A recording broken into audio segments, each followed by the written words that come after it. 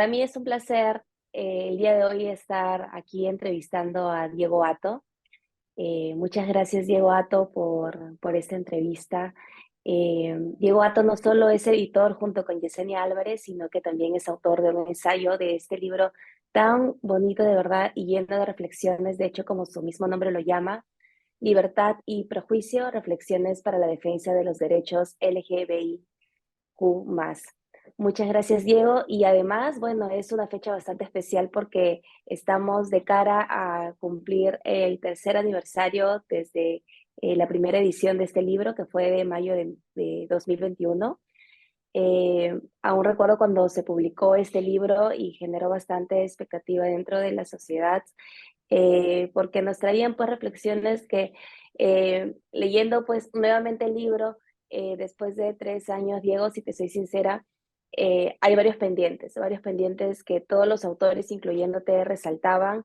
eh, y no sé, ya tú me dirás si han habido avances. Yo tengo mi propia opinión, pero tú como especialista en los temas referidos a tu ensayo, ya me contarás si crees tú desde tu punto de vista si han habido, ¿no? Diego, dentro de este libro, es autor del ensayo Estigmas Compartidos, Personas LGBT y Q+, y Personas con Diversidad Funcional.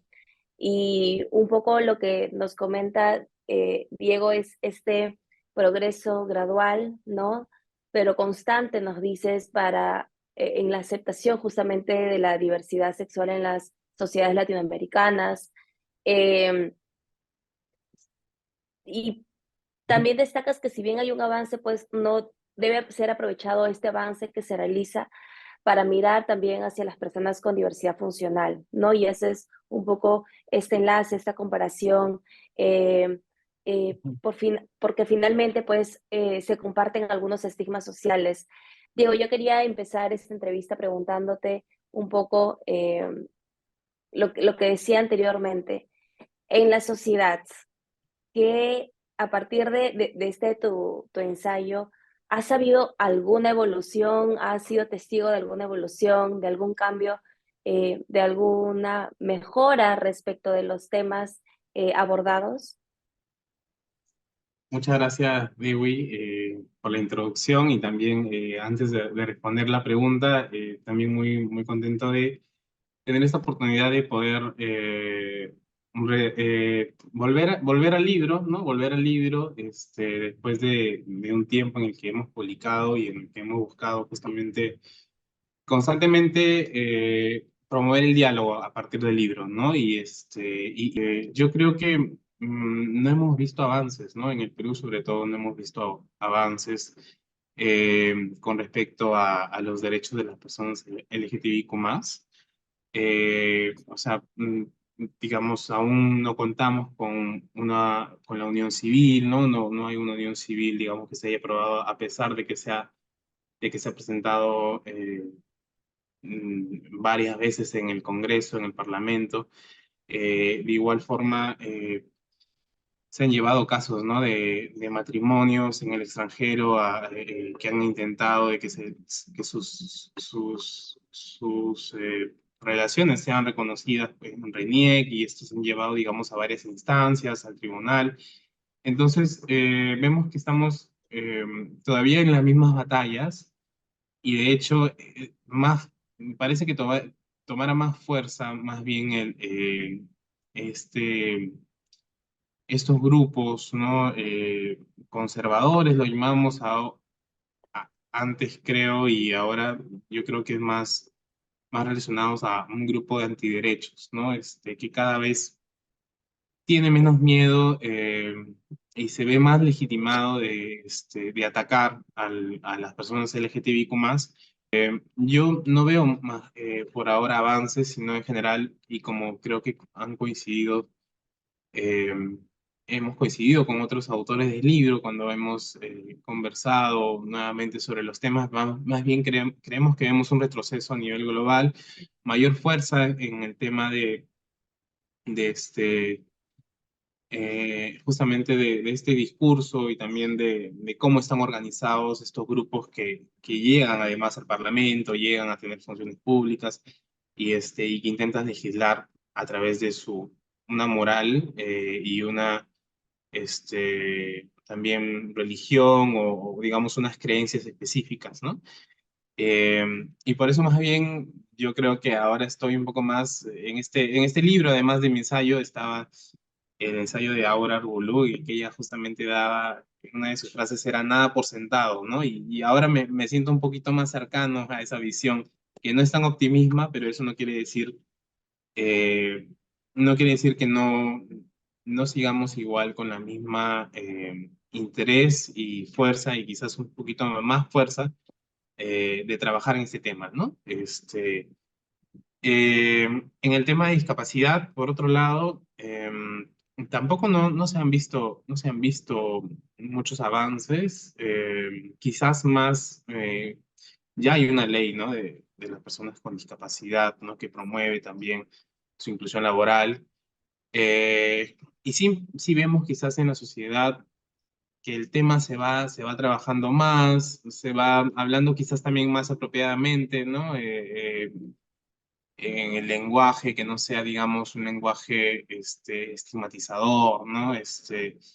Pero tampoco, creo que como grandes avances no se han visto, pero bueno, no es, por lo menos no hay este ataque, no hay estos grupos conservadores que van, digamos, en búsqueda de retroceso hacia este grupo de minorías, a este grupo de personas específicamente, ¿no? Creo que me extendí un Ahora, poco.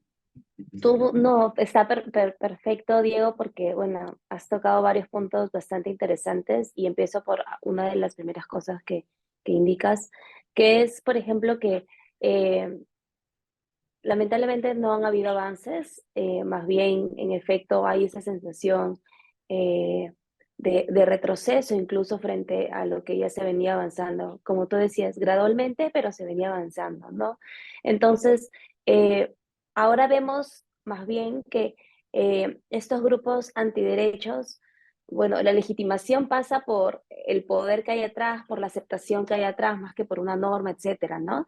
Entonces, lo que vemos más bien ahora, como tú bien mencionas, es que estos grupos antiderechos, porque políticamente son de ambos lados, de todos los lados, entonces yo coincido contigo en llamarlo más bien antiderechos, se ven legitimados por estructuras políticas y por estructuras del Estado, ¿no? Por ejemplo, del Congreso, donde tienen una participación abierta y en espacios donde nos corresponden y ser representados a todas las personas, por supuesto incluidas a las mayorías, es decir, al 100% de personas, eh, pues tienen espacios ganados, sentados, en donde abiertamente dan discursos, yo diría incluso de odio, y de retroceso frente a los avances de hechos, ¿no? No es un tema de creencias, peor de ideología, es un tema netamente y 100% de derechos. Entonces, ahí yo creo que este respaldo, este espaldarazo de estructuras del Estado, pues les brindan esa legitimidad que en efecto lo único que hacen es seguir discriminando y haciendo pues que en efecto discursos de odio como el que vemos, por ejemplo, con el tema de los baños en el aeropuerto, o como el que vemos en general, nadie diga nada, nadie denuncia nada porque es lo aceptado, está bien que reclame y no hay voces pues que lo hagan. Entonces, en ese sentido, quería decirte cuál es entonces el papel de los movimientos sociales que durante años, decenas de años, pues han respaldado las luchas hacia los derechos, hacia el reconocimiento de derechos a nivel peruano, a nivel mundial. ¿Qué está pasando con la sociedad civil, Diego, en todo este contexto? Sí, creo que es sí, es una pregunta compleja, pero yo creo que sí, yo creo que hay varios papeles que tenemos digamos, eh, que tenemos que realizar, ¿no? Por un lado, eh, esta idea de que no es un tema importante, no es un tema prioritario, a veces nos hace callar, ¿no? Nos hace pensar a nosotros mismos y a veces nos convence a nosotros mismos de que no es el momento de tratar un tema, ¿no? Y todos los temas que hay en el país complejos, ¿no? Sabemos que por lo menos desde antes de pandemia, ¿no? Todo ha sido, desde algunos años antes, todo ha sido muy convulsionado, ha habido una gran cantidad de procesos, crisis, ha habido polarización, entonces la polarización misma, ¿no? Hace que, digamos, que sigamos, em, que seamos más también vulnerables a la desinformación, que no vayamos a escuchar justamente a aquellos medios, a aquellos políticos, a aquellas personas con las que siempre estamos más de acuerdo, ¿no? Y nos hace un poco estar distantes con otras posturas, ¿no? Y eso pasa también con los grupos conservadores o antiderechos, que también muchas personas que en general a veces piensan como estas personas se dejan desinformar aún más por, por mucha información falsa que se fabrica en relación al tema, ¿no? Entonces, bueno, por un lado yo creo que es no dejar o no convencernos en las asociaciones y las personas que estamos interesados en el tema en de que no es un tema importante, ¿no? Porque es un tema de derechos finalmente, y creo que si es que estamos en una sociedad que esperamos que sea libre, esperamos que funcione, que la convivencia sea buena, que haya digamos, unos tratos de convivencia, unos respetos mínimos, no podemos estar tranquilos si es que un grupo, cual sea el cual sea, está en una situación de desventaja o es considerada como de segunda clase o inferior, ¿no? Definitivamente hay una situación por la que hay que luchar, ¿no? Eh, y luego, bueno, en cuanto a las organizaciones en general que trabajan por los derechos humanos y por las personas LGTBIQ+, quizás, aunque es difícil, porque las organizaciones son distintos espectros políticos, ¿no?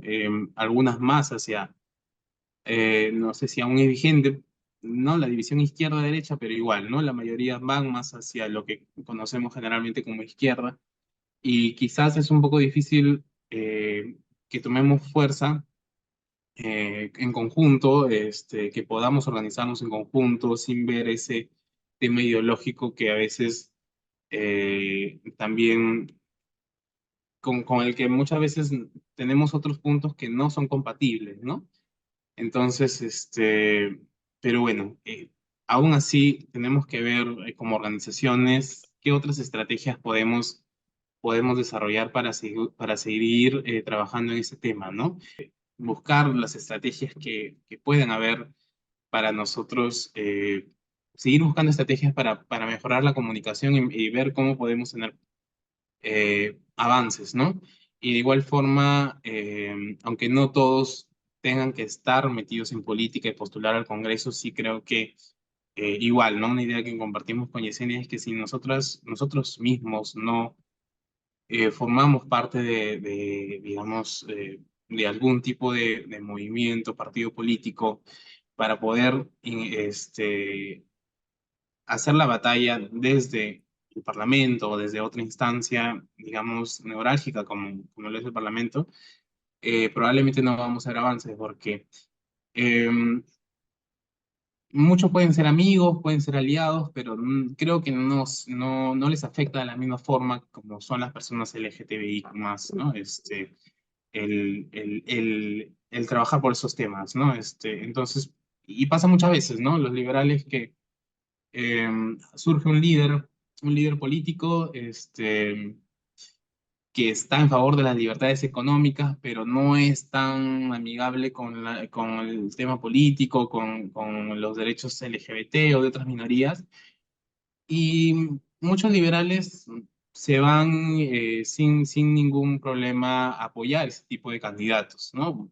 Porque no es prioritario para ellos el tema LGBTIQ+, ¿no? Es un tema que ellos pueden sacrificar.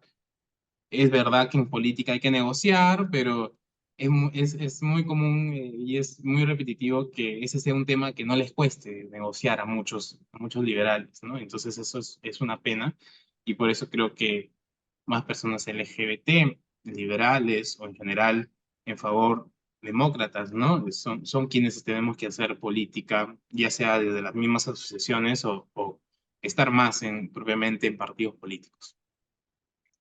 Muchas gracias, Diego. Sí, en efecto, hay que hacer más desde los espacios en donde nos encontremos y te agradezco todo el análisis que nuevamente coincido enteramente contigo.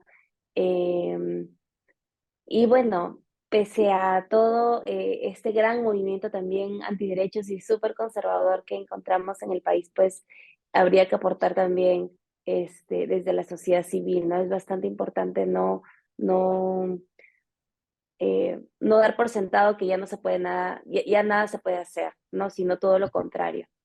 Em, Volviendo un poco a tu ensayo, ¿no? Hay una parte muy interesante en donde empiezas ya a unir un poco y hacer esta comparación respecto de la diversidad sexual y funcional, ¿no?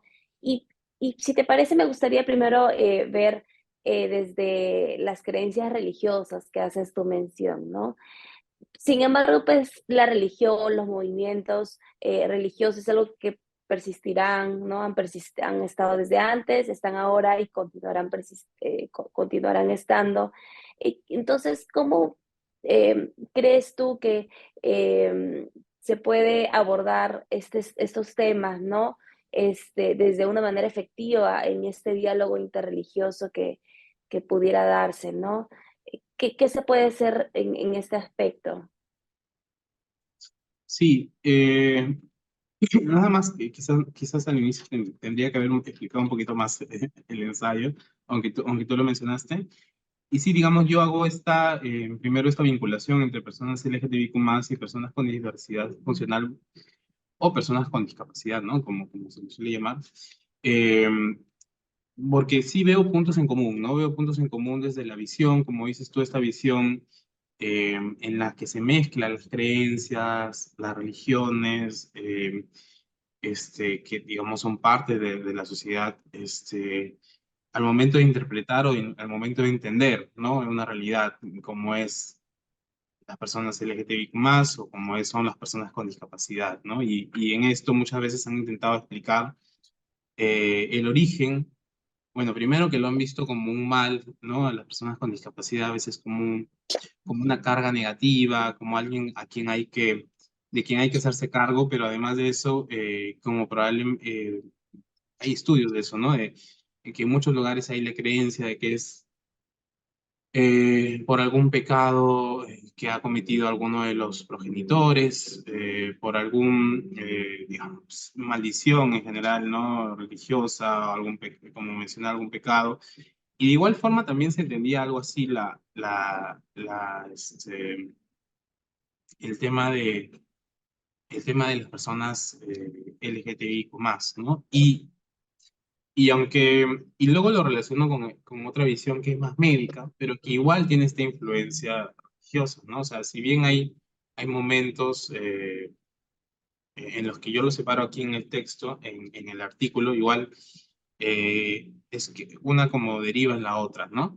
Y por Mm, eso, por ejemplo, luego, aunque se va a una visión más médica, igual está la idea de que es malo, ¿no? La persona LGTBI es mala y entonces si está enferma hay que curarla y si hay que curarla no importa si es en contra de su voluntad, ¿no? Y pasaba algo similar con las personas con discapacidad, porque de hecho, bueno, las personas mismas LGTBI también en un momento se veía como una enfermedad mental y el tema con discapacidad incluye, ¿no? Enfermedades, no enfermedades, perdón, la discapacidad intelectual, la discapacidad psicosocial, así como las otras, ¿no? Físicas. Eh, entonces, eh, por ahí, por ejemplo, yo creo que un punto importante es ese tema de querer curar a la persona, que pasaba también con la persona con discapacidad, en contra de su voluntad, ¿no? Es decir, una persona con discapacidad intelectual, como una persona LGTBIQ+, eh, sus familiares buscaban su cura llevándolos a centros, ¿no? Centros de conversión o, digamos, o centros de algún tipo de rehabilitación. Y en esos espacios siempre se han dado bastantes también abusos y muchas terapias, sobre todo en el tema LGBT, han sido siempre tortura, ¿no? Y en caso de personas con discapacidad también ha pasado eso, ¿no? Pero eh, En el caso de las personas LGTBIQ+, es evidente porque, digamos, es, es una orientación sexual o hablamos de identidad de género, entonces no hay nada que curar. En las personas con discapacidad tampoco no haya algo que curar, pero sí hay un tema médico ahí que de repente en algún momento, si la persona desea, puede llevar algún tipo de rehabilitación o algún tipo de ayuda médica, ¿no? Entonces, yo creo que en lo que debemos enfocarnos, porque por ejemplo, en redes sociales hay muchos de estos conservadores o antiderechos de distintos países, no solo de Perú, sino que distintos países y todos entre ellos están coordinados y digamos, se comparten en general las ideas que publican. Y entonces hablan de las terapias de conversión como si fuesen tratamientos psicológicos, ¿no? Entonces, eso es, y sabemos además que no son, o sea, podemos creer en algún momento la psicología o la psiquiatría, seguro, influenciada por estas ideas previas que había, ¿no? Seguro en un momento los tomaron así, como alguien que había que tratar. Pero sabemos que además, o sea, no estamos hablando en ningún momento de terapia psicológica, estamos hablando de personas que no son profesionales en salud, ¿no? O pueden tener ahí quizás algún tipo de estudio, pero que están buscando que la persona se inhiba, ¿no? Deje no pueda hacer no desarrolle su personalidad, no sea libre propiamente y simplemente convencerla por medio de torturas eh, que definitivamente tienen daños hacia la persona para que digamos, dejen de ser o dejen de mostrar su orientación sexual o su identidad de género. Entonces, creo que por ahí es importante eso siempre alertarlo. Yo no creo que las religiones, o no creo que el cristianismo, o no creo que líderes como ahora, se me olvidó el nombre de Francisco, el Papa Francisco, que digamos ahora tiene además una visión distinta. Podemos estar muy en desacuerdo en muchas cuestiones políticas, pero no hay duda de que hay una apertura hacia el tema, ¿no? Por más de que muchas personas que no somos católicos o no somos creyentes, pensemos que no necesitamos algún tipo de aprobación de la iglesia, no quiere decir que el que sean más cercanos o intente aperturarse no sea una buena noticia, ¿no? Porque hay muchas personas LGTBIQ más que sí son creyentes, ¿no? Y que sí esperan una apertura de los credos que tienen, de la fe que, digamos, que tienen, esperan, digamos, una apertura, ¿no? Entonces, por ahí, pareciera que hubiese un camino, yo no veo del todo como que a la persona religiosa como o a sí, al padre, al sacerdote, al cura como un enemigo, porque, o sea, yo creo que muchos de ellos pueden ser capaces de entender el sufrimiento que puede tener la persona simplemente por intentar eh, tratar de que no sea quien es, ¿no? Por medio de estas terapias. Gracias, Diego, y en principio gracias por comentarnos un poco también justamente a lo que hacía referencia, un poco tú vas por el tema también histórico, incluso de la medicina, ¿no? Cuando antes se creía una enfermedad, por ejemplo, ya desde los 90 ya no, el tema religioso, entonces pasas por una serie de hechos, este, y nos das también alguna evidencia, algunos casos, es bastante interesante a mi modo, al menos personal, cómo abordas esta parte en tu ensayo. Y no te quiero quitar más tiempo, Diego, pero no tampoco me gustaría dejar de preguntarte, y sabiendo la importancia justamente del ámbito político, del ámbito legislativo, en general en las estructuras, en los cambios estructurales que pueden haber desde la sociedad civil, no tengo duda que podemos hacer mucho, pero tampoco no tengo ninguna duda de que desde donde se hace más es desde el Estado. Entonces, en tal sentido, eh, habiendo analizado todo ello, concluido pues que hay bastante que hacer todavía, que probablemente no hayamos avanzado como nos hubiera gustado hace 3 años. ¿Qué cambios no solamente crees que son necesarios, sino te gustaría ver en la forma en que se aborda la diversidad sexual y la diversidad funcional, el tema de los derechos, especialmente de las personas con discapacidad, tanto en el ámbito político y en el ámbito legislativo?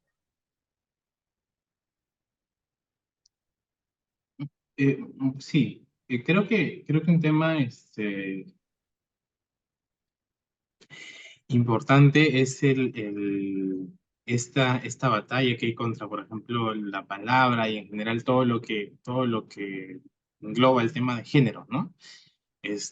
Porque hemos estado hablando de las personas LGBT, también hemos estado hablando de las personas con discapacidad, pero, por ejemplo, el tema de género es algo que se está atacando, ¿no? Hay políticos que, o sea, hace poco hubo un político en el que le pedía a la ministra de la Mujer, ¿no? Que defina que era una mujer, ¿no?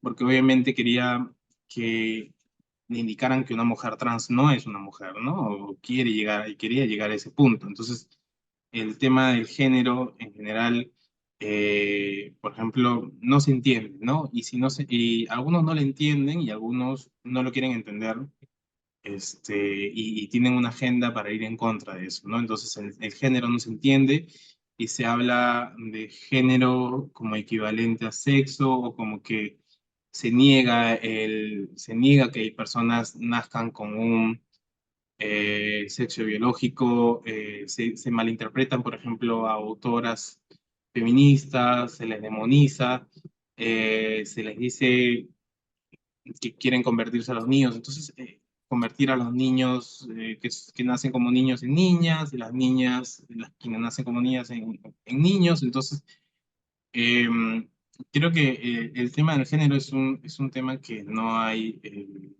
que retroceder, ¿no? Porque se está, digamos, tuvimos también a un ministro de Educación que también relacionado a ese punto, también tuvo que dar un paso al costado, ¿no? Cuando estaba implementando políticas educativas. Y cuando hablamos también de la educación sexual integral, también es un tema que lo ven como un punto a atacar estos grupos antiderechos, ¿no?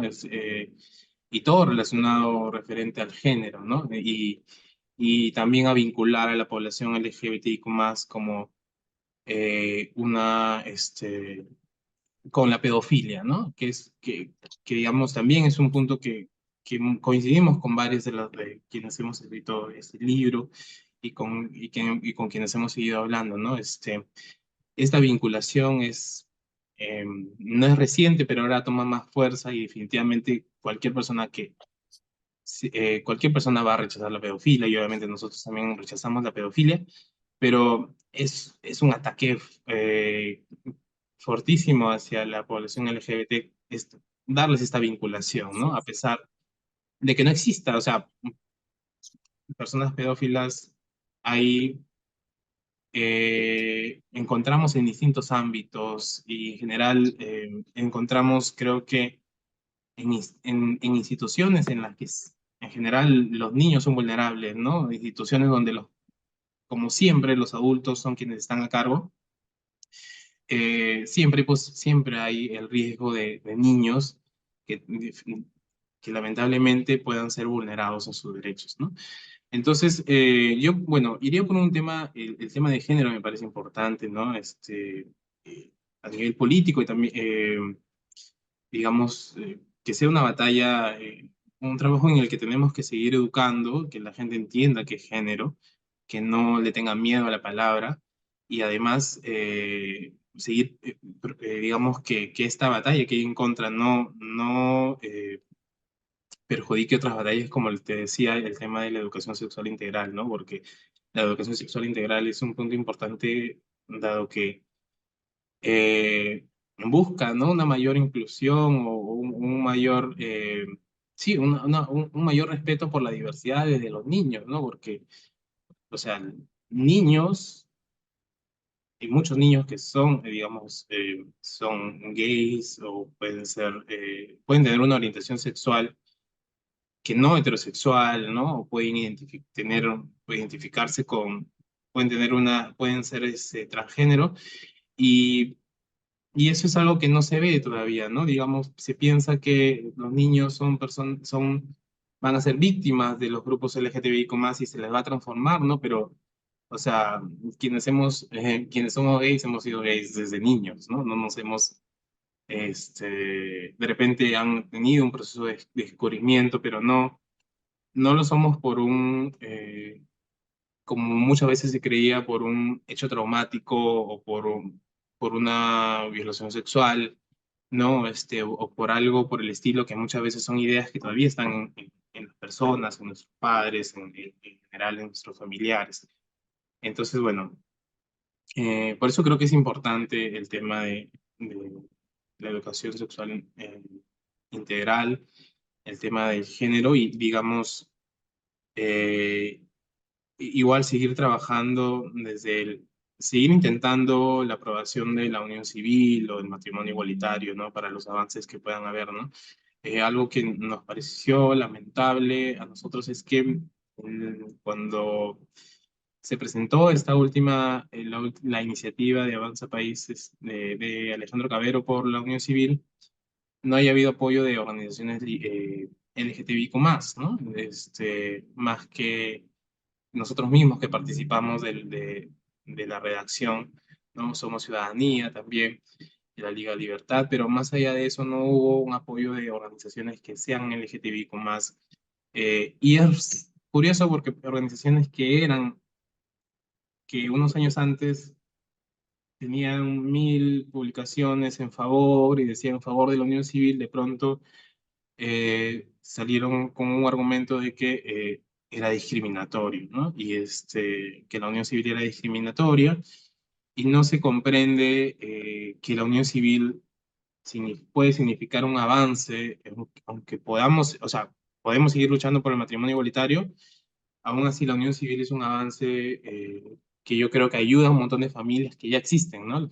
Familias homoparentales y también relaciones de personas que no necesariamente tengan hijos, pero que quieren tener mayor protección, ¿no?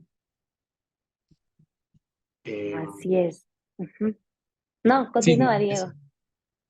No, ya había terminado. Ya, muchas gracias, Diego. Sí, desde el ámbito político, y vuelvo de hecho a una idea inicial con la que empezaste. Tú decías pues que siempre eh, temas tan importantes como los que habíamos abordado en base al libro Libertad y Prejuicio, es justamente que dicen, no, hay asuntos más importantes, hay temas más importantes, hay que ocuparnos de otras cosas, ahorita no, después, y ese después se convierte en nunca, ¿no? Que finalmente es lo que las palabras de después esconden, ¿no? Nunca. Eh, y sigamos pues promoviendo. Muchísimas gracias, Diego, por no solamente por esta entrevista, sino también porque a través del trabajo que el IPL realiza por la libertad está haciendo bastante para el país. Libertad y Prejuicio, de hecho, como señala una parte del libro, es un punto de partida y con el que se busca promover una mayor reflexión a fin de que se publiquen más libros. Y dicho ello, la verdad esperamos mayores publicaciones de ustedes, de otros autores también, de otras personas interesadas en estos temas a favor de fomentar la igualdad y la libertad de todas las personas sin discriminación, y agradeciendo a Diego, coordinador de proyectos del Instituto Político para Libertad Perú, IPL. Si te parece, Diego, damos por concluir esta entrevista. Muchas gracias. Muchas gracias, Dewi. Nada más quería comentar que sí, hay que publicar más libros y hay que producir en general más trabajo intelectual, que es lo que falta en Perú y lo que falta en América Latina sobre estos temas, ¿no? Creo que por eso es que muchas veces, incluso para los mismos activistas, es difícil defender el tema porque no hay mayor profundización, ¿no? En otros países sí la ha habido, pero aquí estamos un poco más limitados. Entonces creo que No lo había mencionado, pero creo que ese también es el rol de las asociaciones o las organizaciones, ¿no? Si bien haya un activismo, este es otro tipo de activismo, creo que se puede, que tiene un largo camino que recorrer. Además, considerando que los libros antiderechos que se publican ahora son una gran cantidad, ¿no? Tenemos a muchísimos autores que publican y publican y tenemos que nosotros también, quienes estamos de la otra orilla, también publicar. Muchas gracias. Gracias, Diego.